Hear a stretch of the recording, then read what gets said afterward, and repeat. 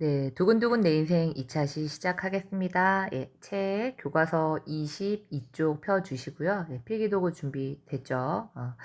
소설을 2시간 안에 하려고 하니까 좀 힘드네요. 지난 시간 수업이 너무 길었죠. 예, 오늘 좀 최대한 빨리 끝내려고 노력하는데 한번 노력해 보겠습니다. 네, 중략 부분 줄거리 볼게요. 예, 나는 서아 때문에 굉장히 설레는 시기를 보내다가 서아가 암에 걸린 소녀가 아니라는 걸 알게 됩니다. 사실 처음 서아에게 마음이 갔던 이유는 본인처럼 아픔이 있는 친구이기 때문에 마음이 갔던 건데, 예, 사실은 알고 보면 서아는 30이 넘은 무명 시나리오 작가, 게다가 남자라는 사실을 알게 됩니다. 예, 그래서 너무 실망을 하고 그 이후로 나의 병세가 급격히 악화됩니다. 자, 여러분 지금부터 이제 머릿속에 이제 주인공들의 모습을 떠올려야 되는데요. 예. 어, 80의 노인의 얼굴을 하고 있지만 결국 태어난 지는 17년밖에 안 되는 17살밖에 안 되는 나의 아들을 보내야 되는 부모님의 심정 어떨까요? 예, 그 영화에서는 아빠가 강동원이고 엄마가 송혜교인데 너무 미화된 감이 있지만 어쨌든 그 자식을 보내야 하는 부모의 입장 보통은 어 부모님이 아파서 돌아가시고 자식이 부모님을 보내는데 지금 반대의 상황인 거잖아요. 예, 부모님은 너무 젊은 나이인데 아들이 80세 노인의 모습을 하고 죽어야 되는 상황, 죽음을 앞두고 있는 상황입니다. 예, 한번 감정이입해서 우리 공부해 보도록 합시다. 아빠, 그래 아름아, 저 눈이 멀고 나서야 평소에 내가 아빠 얼굴 보는 거 얼마나 좋아했는지 알았어요. 이게 참 병세가 악화되고 난 다음에 아버지의 마음을 알게 된 거죠. 예, 여러분들 한번 적어 볼게요.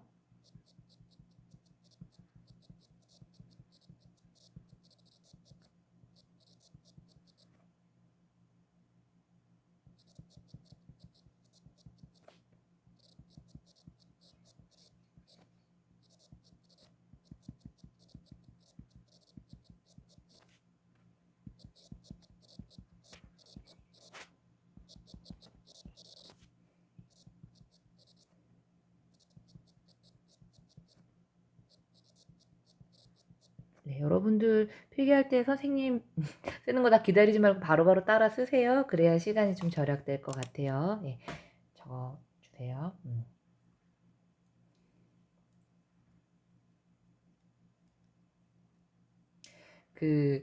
좀 눈치챈 사람도 있을 텐데 아마 그럴 것 같아요. 이 작품 벤자민 버튼의 시간은 거꾸로 간다라는 영화 혹시 본 사람 있나요? 예, 브래드 피트가 나왔던 영화인데 어, 노인으로 태어나서 아기로 죽는 영화예요. 인간의 생애와 반대되는 삶을 사는 벤자민 버튼의 이야기인데 그 벤자민 버튼에 나오는 대사이기도 해요. 이 대사가 사랑하는 사람을 잃고서야 그 사람의 소중함을 깨닫게 된다라는 게 영화에 나오는 명대사인데요. 예, 아마 이 영화를 보고 모티브를 얻어서 쓰지 않았을까 싶습니다. 세상에 영원한 건 없죠. 근데 우리는 젊음도 내 옆에 사랑하는 사람도 영원할 거라고 생각하는데 우리 이런 소설을 통해서 그래, 내 앞에 놓여 있는 모든 것들이 영원하지 않구나. 젊음도 내 주변의 사람들도 영원히 있진 않는구나. 그 사람이 내 앞에 있을 때, 젊음이 내게 있을 때 그 소중함을 미리 알아야 되겠다라는 생각하면 좋을 것 같아요. 자, 아버지가 손으로 내 머리를 만졌다. 나는 아버지의 커다란 손바닥 안에 내 이마가 폭 안기는 느낌이 좋다고 생각했다. 아빠, 나는 호흡이 달려 한동안 다음 말을 잊지 못했다. 아버지가 내 손을 잡았다. 그래, 아름아, 나 좀 무서워요. 예, 여러분들 지금 감정이입해서 예, 읽고 있는 거죠. 예, 막상 음, 조로증에 걸려서 죽음을 향해 가고 있는 친구이긴 하지만 너무 죽음이 가까우니까 굉장히 죽음이 두려워지는 거죠. 예, 죽음에 대한 두려움.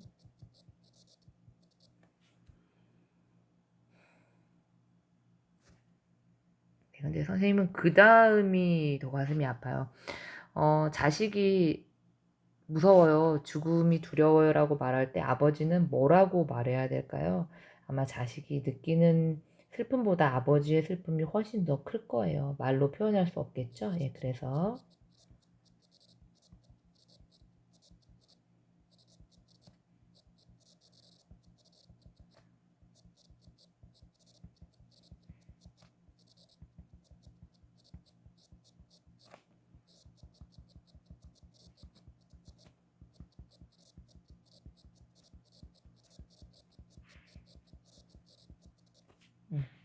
예, 더할 수 없이 큰 아버지의 슬픔을 말줄임표로 표현하고 있습니다. 이 상황에서 어떻게 하겠어요? 아들 껴안고 오열하면 아들이 더 힘들 거고, 아무 말도 하지 못하는 게 아버지의 심정이겠죠. 아버지는 상체를 숙여 나를 안았다. 지금 그러시면 안 돼요. 아버지는 간호사의 만류 따위 아랑곳하지 않고 나를 힘껏 안았다. 그러곤 깃털처럼 가벼운 자식 앞에서 잠시 휘청댔다. 마치 세상 모든 것 중 병든 아이만큼 무거운 존재가 없다는 듯. 여기에 또 좀 이 슬픈 와중에 또 이게 표현상의 특징 해야 되니까 좀 힘드네. 자, 깃털처럼 가벼운 자식이라고 했으니까, 예, 여기 깃털처럼 가벼운 자식이라고 하는 이 부분은 이제 직유법이 되겠죠. 그 선생님 아버지 돌아가시기 전에 아버지가 요양병원에 입원했을 때, 같은 병실에 입원해 계신 분을 봤는데 103세 할머니를 본 적이 있어요. 예, 정말 이런 표현 써도 되나? 그냥 베개 같더라고요. 베개. 이 100살이 넘은 할머니가 얼마나 왜소해지셨는지 그냥 베개가 있는 줄 알았는데 거기에 사람이 있더라고요. 예, 사람이 늙어갈수록 몸이 모든 게 이렇게 쪼그라들죠. 근데 그게 내가 사랑하는 자식이고 내 자식이 지금 죽어가는데 여기 어떤 표현인지 한번 볼게요. 예, 깃털처럼 가벼운 자식인데 너무 가벼워진 죽음을 앞두는 자식인데 잠시 휘청댔어요. 마치 세상 모든 것 중 병든 아이만큼 무거운 존재는 없다는 듯 해서 이렇게 선생님이 가로를 이렇게 크게 두 개를 쳤습니다. 자, 이 문장 다시 한번 볼게요. 원래는 이런 문장이죠. 여기서부터 볼게요.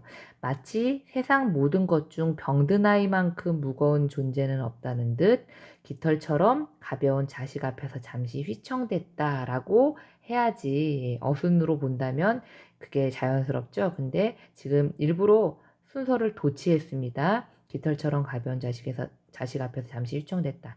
마치 세상 모든 것 중 병든 아이만큼 무거운 존재는 없다는 듯 해서 여기 도치법이 쓰였네요. 선생님이 지난번에 얘기했죠. 도치법 쓰는 이유 뭐였어요? 감동을 주려고, 여운을 주려고, 더 강조하려고 하는 것이다 라고 얘기했죠. 지금 이 문장도 마치 세상 모든 것 중 병든 아이만큼 무거운 존재는 없다는 듯 깃털처럼 가벼운 자식 앞에서 잠시 휘청댔다 라고 하면 그냥 그런 문장일 텐데 깃털처럼 가벼운 자식 앞에서 잠시 휘청댔다. 마치 세상 모든 것 중 병든 아이만큼 무거운 존재는 없다는 듯. 라고 말하니까 좀 더 여운이 남고 그 감동이 강조가 되고 있죠. 슬픔이. 힘에 부쳐 바들바들 손을 떨었다. 잠시 후 내 가슴께로 펄떡이는 아버지의 심장 박동이 전해졌다. 쿵, 쾅, 쿵, 쾅. 예, 지금 아까도 심장 소리가 나는데 아까는 말치처럼 경쾌한 심장 소리였는데 지금은 어떤가요? 쿵쾅 쿵쾅 하는 아버지의 심장 소리인데 여기서는 예, 아빠의 심장 소리. 예, 두 가지가 다 들어있다라고 봐야 될 것 같아요. 예, 나를 사랑하는 감정과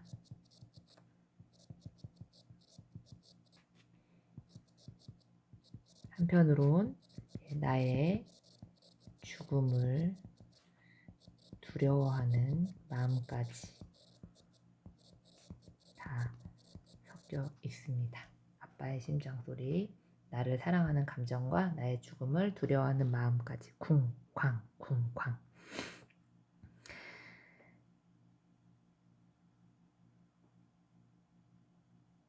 약하고 희미하지만 분명 거기 있는 소리였다. 우리는 말없이 서로의 파동 안에 머물렀다. 예, 서로 심장 박동 소리를 느끼고 있다라는 거죠. 그냥 서로 꼭 껴안고 있는 겁니다.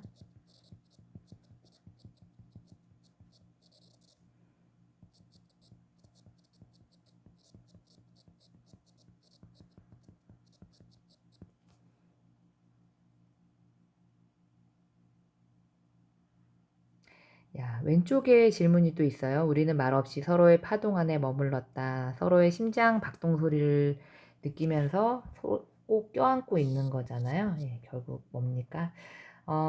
뱃속에 있을 때 엄마와 심장 소리를 공유했다면 이제 태어난 다음에 죽기 전에도 아빠와 지금 교감하고 있는 거죠. 그래서 아빠라고 쓸게요. 아이고, 하나로 통일합시다. 네. 아까도 엄마라 그럴 거야. 예, 아빠와 아름이가 나가 감정을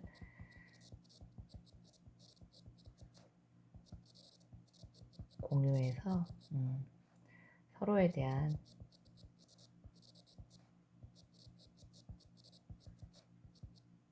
사랑으로 하나가 된 상태를 의미하고 있습니다.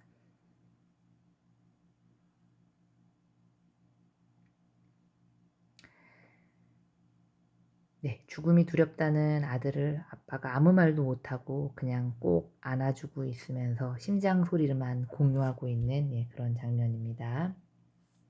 그 자장 맨 끝에 나중에 그려지는 동심원이 토성주의의 고리처럼 우리를 오목하게 감쌌다.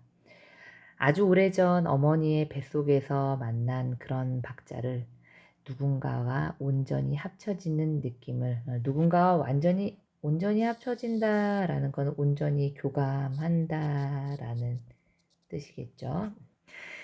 다시는 경험할 수 없을 줄 알았는데 그것과 비슷한 느낌을 줄 수 있는 방법 하나를 비로소 알아낸 기분이었다.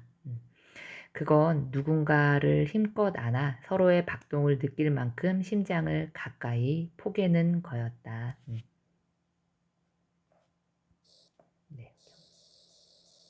밑줄 한번 쳐볼게요. 예. 그 아버지와의 포옹에서 그 태아 시절 느꼈던 교감을 다시 느끼는 것이죠. 예. 시작했을 때는 엄마와의 교감, 그리고 이게 죽기 전에 아빠와의 교감을 통해서 서로 좀 작품의 처음과 끝이 만나는 그런 느낌이 들죠. 아, 자꾸 아버지라 그러 아빠라고 쓰세요, 여러분은.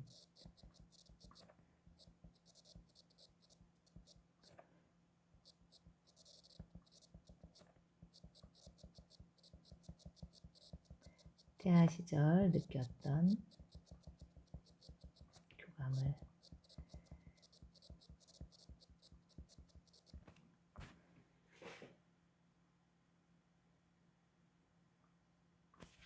여러분 안 써도 됩니다. 여기까지가 죽음을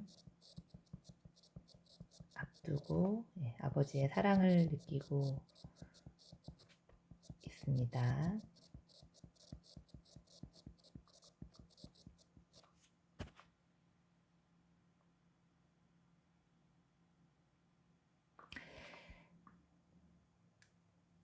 순간 눈물이 날 것 같았지만 나는 아버지를 아는 팔에 힘을 주었다. 그리곤 다시 자리에 누워 어머니를 찾았다.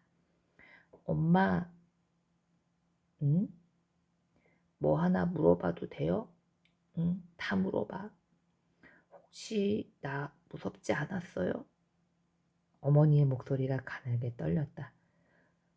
그게 무슨 말이야, 이 녀석아.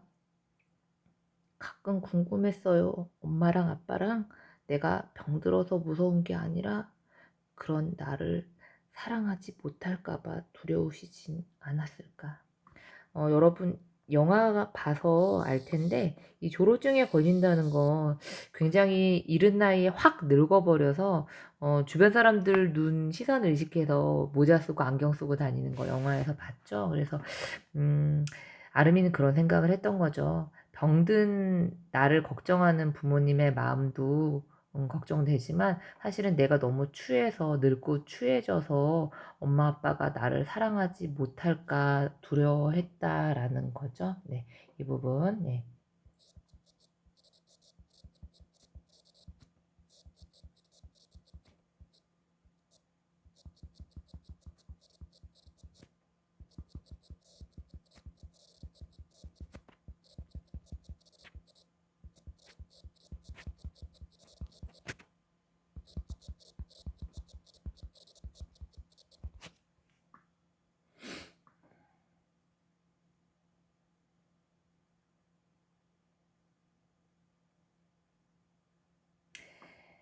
17살 아름으로서는 당연히 이런 생각이 들었을 거예요. 아마 자기가 늙고 추해지고 병들어 늙어갈수록 부모님이 나를 부담스러워하진 않을까, 그리고 나의 외모를 보고 나를 징그러워하진 않을까라는 생각을 했던 거죠.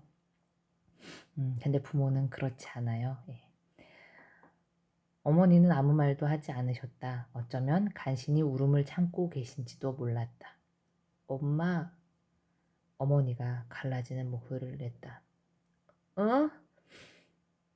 배 한번 만져봐도 돼요? 어머니는 당황했다. 왜? 그냥요. 알고 있었니? 어머니의 목소리가 파르르 떨려왔다.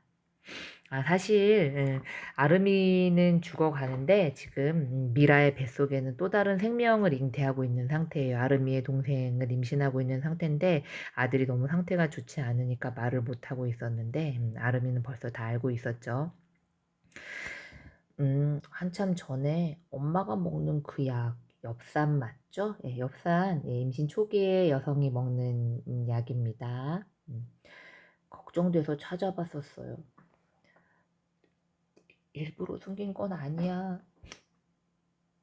알아요. 그러니까 엄마, 언젠가 이 아이가 태어나면 제 머리에 형 손바닥이 한번 올라온 적이 있었다고 말해주세요. 왜 지금이냐고, 조금만 참다 갔지 그러셨냐고, 그런 말은 하지 않았다. 오래전 아무도 모르게 원망하고 서운했던 기억도 굳이 헤집어내지 않았다. 이제 그런 것은 하나도 중요하지 않았다. 정말이지 하나도 중요할 리 없었다. 어머니는 대답 대신 내 손을 꾹 잡았다. 나는 잠에 취한 사람처럼 느리고 아둔하게 말했다. 선생님이 지금 약간 눈물이 날 것 같아서 필기할 걸 좀 못했습니다. 다시 위로 올라가 볼게요.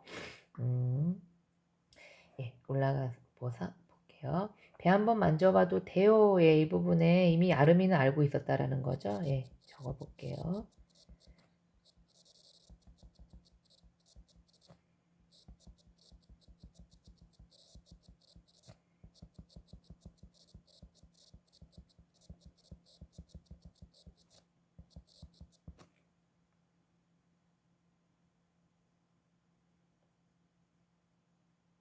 어머니가 당황했던 건 그 말을 전하지 않았기 때문이고요. 예. 일부러 숨긴 건 아니야. 이거는 나에 대한 미안함이죠.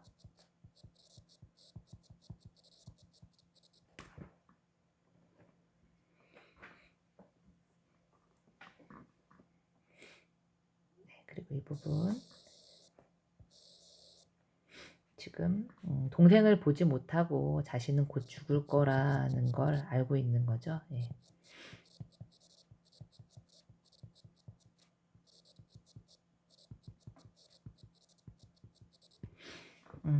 아이가 태어나면 제 머리에 형 손바닥이 한번 올라온 적이 있었다고 말해주세요. 어떻게 이런 문장을 썼나요? 왜 지금이냐고 조금 참다 갔지 그러셨냐고 이런 마음 들겠죠 당연히. 그래서 아픈 자신을 두고 동생을 가진 부모님에 대한 원망이죠. 이런 감정이 사실 안 들면 인간이 아니죠. 근데 그 감정 쭉 가지고 있는 게 아니라 그런 감정이 잠깐 스쳐 지나갔지만 부모님한테는 그런 말을 하지 않는 속 깊은 아름이의 모습입니다.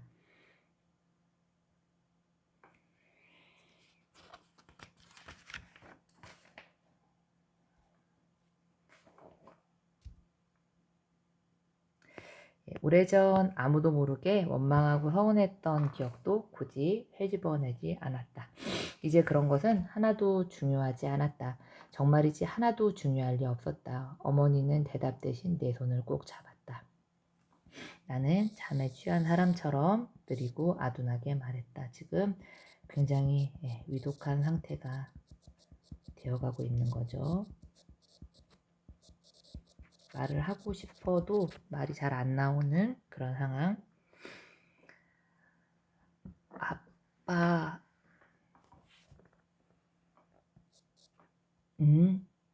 그리고 엄마, 그래. 그러곤 남아있는 힘을 가까스로 짜내 말했다. 보고 싶을 거예요.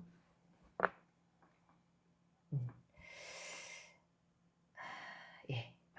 참 이렇게 슬픈데 이거 자꾸 필기해야 되니까 속상하네요. 예, 여기 가로친 부분, 예, 대화를 통해서, 예, 뭐 아름이가 죽었다 이런 문장 안 나옵니다. 예, 대화를 통해 죽음에, 예, 이르는 과정을 담담하게 표현하고 있습니다. 선생님이 실제로 이 작품 읽을 때 그런 생각했어요. 작가가 이 아름이가 죽는 장면 더 슬프게 묘사할 수도 있을 텐데 왜 이렇게 담담하게 풀어냈을까? 예, 라는 그런 생각을 했어요. 예, 그래서 이 작품은 눈물을 짜내는 게 목표가 아니니까요. 성장 소설이니까요. 아름이는 17년이라는 삶을 통해서 자기 인생을 살았고 또 그런 일찍 죽어가는 아들을 통해서 미라와 대수는 또 남은 인생을 어떻게 살아야 되는지를 생각하게 되고 또 역시 이 작품을 읽는 우리 모두가 예, 그런 생각을 하게 되겠죠. 당연하게 내 앞에 놓여지는 하루하루가 누군가에게는 그토록 그리워했던 하루일 수도 있다라는 것을 생각하고 우리 인생에서 가장 의미 있는 건 뭘까? 의미 있는 삶을 살기 위해서 우리 어떻게 살아야 될까에 대해서 좀 생각하게 만들어주는 예, 그런 작품이었습니다. 볼게요. 자, 이 작품은 죽어가는 아름이가 지금까지 살아온 나를 기록한 어떤 소설이다? 성장 소설입니다. 성장 소설이자 예, 어린 나이에 아름을 낳은 대수와 미라가 진정한 부모가 되어가는 예, 어른의 성장 소설이기도 합니다. 네, 그래서 작가는 능청스러운 농담, 실제로 읽어보면 굉장히 말장난을 많이 합니다. 예, 재치 있는 언어로 행복, 절망, 슬픔, 기쁨이 예, 반복되는 삶의 순간을 감동적으로 표현하고 있는 소설입니다. 예, 여러분도 꼭 한번 읽어보시길 바라고요. 예, 아까 벤자민 버튼의 시간은 거꾸로 간다라는 내용도 말했는데, 예, 사랑하는 사람을 잃고서야 그 사람의 소중함을 깨닫게 되고, 젊은 날엔 젊음을 모른다라는 표현 많이 하죠. 극작가 버나드 쇼가 젊음은 젊은이에게 주기 너무 아깝다라는 말을 많이 했는데요. 여러분은 아마 젊음이 버거울 거예요. 너무 미래가 불확실하니까. 예, 그렇지만, 또 한편으로는 이런 소설을 읽으면서, 여러분 인생에서 다시 오지 않을 이 17, 18, 10대라는, 10대 후반이라는 이 시기에 여러분이 느낄 수 있는 기쁨은 뭘까, 보람은 뭘까를 찾는 게 이 소설을 제대로 공부한 의미가 될 것 같고, 예, 무엇보다도, 나를 이 세상에 있게 한 가족에게 오늘 고맙다는 말, 사랑한다는 말 꼭 전하면 좋을 것 같아요. 그냥 부모님이나 가족에게 고마워 라고 얘기하면 왜? 뭔 일 있어? 그럼 아니 그냥 이 정도로 말해도 될 것 같아요. 예. 꼭 실천해 보시기 바랍니다. 자, 그럼 작품 정리는 다음 시간에 여러분들 등교하고 나면 선생님들이 프린트를 나눠줄 거예요. 예, 그 프린트를 통해서 작품 정리하도록 하고요. 오늘은 교과서 25쪽에 나와 있는 1, 2번만 좀 정리해 보도록 하겠습니다.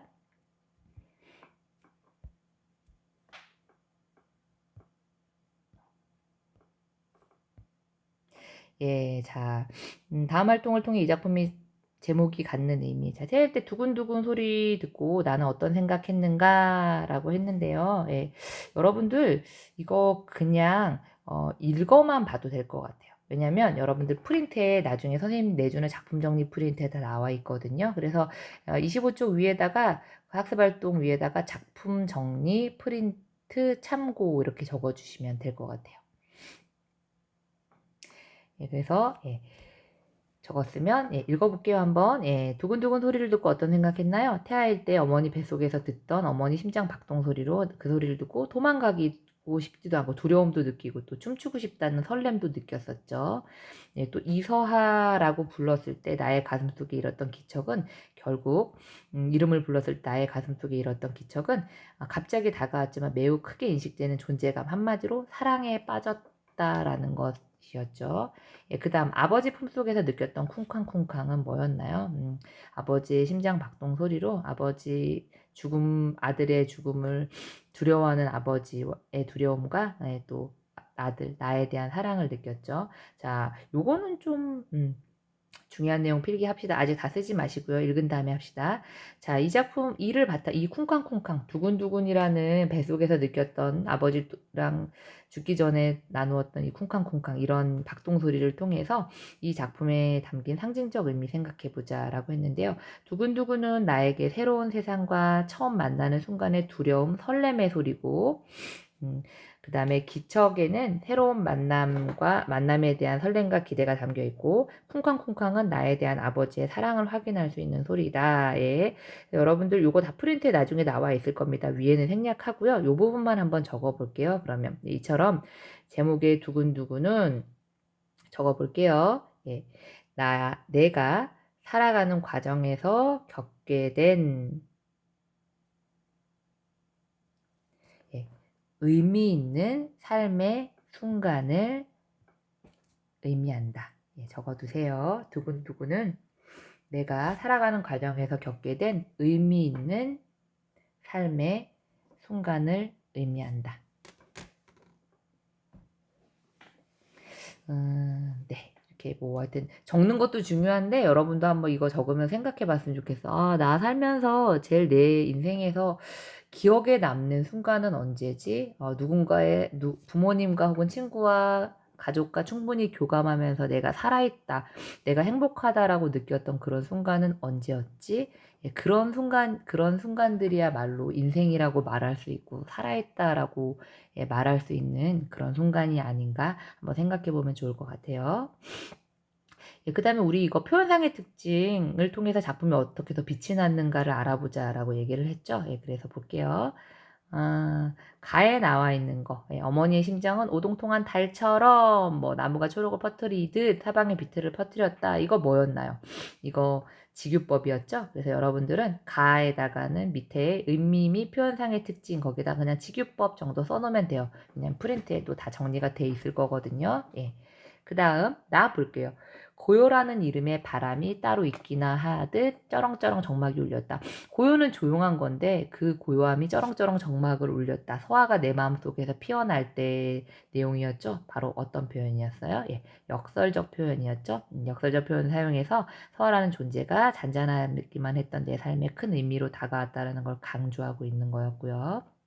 여러분들 나의 역설적 표현만 적어두시면 될 것 같아요. 나중에 프린트에 다 정리되어 있습니다. 자, 그 다음 다 볼게요. 깃털처럼 가벼운 자식 앞에서 잠시 휘청댔다. 마치 세상 모든 것 중 병드나이만큼 무거운 존재는 없다는 듯. 자, 여기에 두 가지 표현법 쓰였습니다. 뭐 쓰였나요? 예, 깃털처럼 가벼운은 직유법이었고, 예, 마치 세상 모든 것 중 병드나이처럼 무거운 존재는 없다는 듯이 원래 먼저 나와야 되죠. 그래서 도치법 쓰였습니다. 직유법과 도치법 적어주시면 될 것 같아요.